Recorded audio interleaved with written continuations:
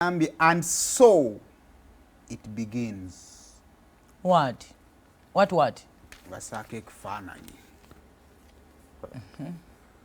Kamera tebamugamba nti abeerawo n'alaba. Naye baaba. Bitandise. And so it begins. Ebyo nno bye biryawo. Kakati munange wootaabadde. Gavumenti ya Uganda. Bafulumiza ekiwandiiko. Okay. Ekiwandiiko ekyo nga kiraga nti nno ebimu ku ebyo abayimbi bagenda mu State House nga basaba kwaliko copyright. Naye mu copyright omwalimu kye tuyita copyright management system, engeri gy'osobola okumanagingamu gy'osobola okutrackingamu endongo ya Uganda gyezannyibwamu. Nti abayimbi bagenda mu State House nga badimandinga tteeka. Naye President nga ye alaba nti ebintu ebyetaaga tteeka, ebimu byetaaga technology. Okay. Kubanga tulina etteeka lya copyright eririwo era etteeka eryo lye lireesa UPRS. Naye ekizibu kya UPRS nti nno tosobola kumanya gwe muyimbi Hafi Nabbanja olimba lwe kuba lubadde luzannyibwawa. Twalabako Spice Diana yagendako mu UPRS ne bamuwa emitwalo ago. Naye mu mwaka gwe bamwenamu emitwalo 20 yalina olimba lwa CD regular. Kati ng'agamba ne bannaye. Omwaka gwe mbadde muno olimba lwa CD regular lukwabuna mawango okwata emitwalo 20 n'okakola ki? Gavaawa. Naye ng'ate naye mu kwogera kwe tasobola kukyalenga kimukoleddwa kubanga ye kyasinzirikaga mu limba lubadde luzannya. It is a hit song. Tasobola kukubuulira nti luzannya ne wano. Kakati mu ebyo ne baleeta device. Na device eyo kati kijja kuba kyatteeka ebbala lyonna okuggulawo nga bw'olina obba ne toilet nga bw'olina obba nakina biki. Olina obba ne device eyo tracking endongo gye muzannya mu bbaala. Kakati mu bbaala eyo kitegeeza bajja kubalanga ennyimba nti oluyimba lwa gundi baaluzannya oluyimba lwa gundi baalukoze eki baaluzannya. Kakati awo bajja okugatta database avudde mu bbaala, avudde ku radio, avudde ku TV n'ewala yonna gye bagira endongo. Kakati awo batandika okutematema ssente za Hafi z'alina okufuna nga zirina we zibadde ziyita. Kati olunaku ebintu ebyo byafulumizibwa ba President wa Federation Eddie Kenzo baali lwakitwala n'omukulembeze w'eggwanga. Era ebyo by'ebimu ku bye yaggyayo. Kakati jjo twamusisinkanye atubuulire ettu luno lye yafunye na biki bye tulina okulisuubiramu okusinga. Okay. So sooka otuwe ku Kenzo oyo. Nda maaso kiri bwe kiti. Music wa Uganda abadde alina copyright lo enkadde baddewo 2006 Act. 2006 Act bali tedi mu digital. Badde yabagikola biseera nga wakyaliwo analog mayinja ago ndowooza ne tape. Naye eyo ne tuvaayo ne tudda ku mutimbagano bw'okitegeera. Kati music atambulira nnyo ku streaming platforms, digital distribution, and all that. Kitukosezza nnyo lwa nsonga nti copyright le enkadde ebaddewo nga teri applicable. Olw'ensonga nti baagikola nga basinziira ku mbeera eyaliwo by that time.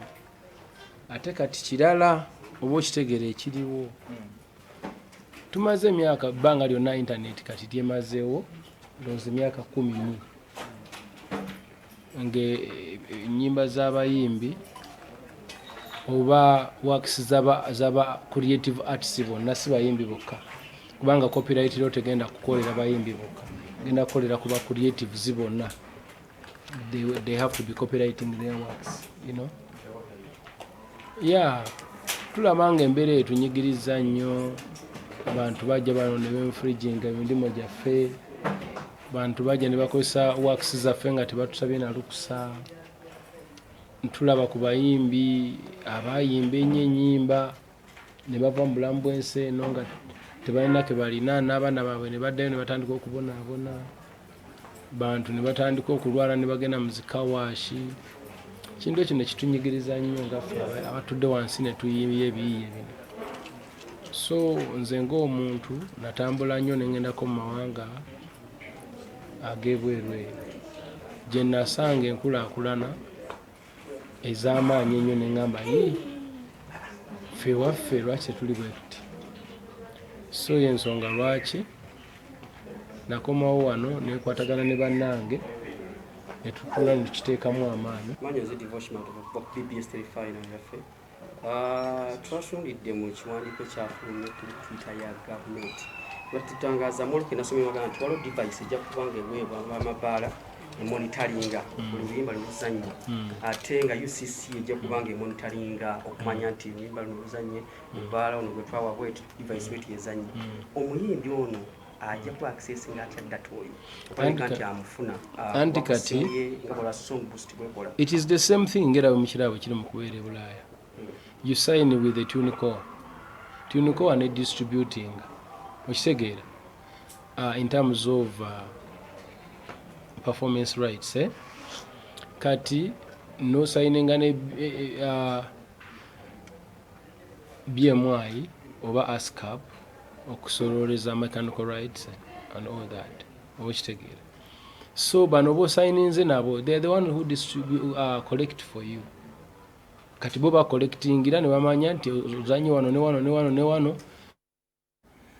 Ebyo nno byemu ku ebyo Kenzo byajjeeyo katusuubire nti nno kinakola bulungi kubanga ekyamazima kwe kijja kubiyiiye wano mu Uganda abantu bamanyi nga tunagenda mu copyright nene abantu bamanyi value ya content osanga oli ng'akoze firimu y'omwana najja ku TikTok n'agitemaatema eno n'agiyiwako n'ogenda oba n'okubaca akawunti n'obasanga ku TikTok nga bakabano kawakimu n'emitima emibi naffe tuli mu kulyako buli nga tamanyi value ya content. So katusuubire nga tutandika ku internet because at least the internet is ready to go oba ontegeera ate yangu yaku implementinga then kino ekyamabala kisobola okujja with time because abayimbi beetaaga ekisooka okubawa ku ssente nga tetunagenda ku kiki ku kinene.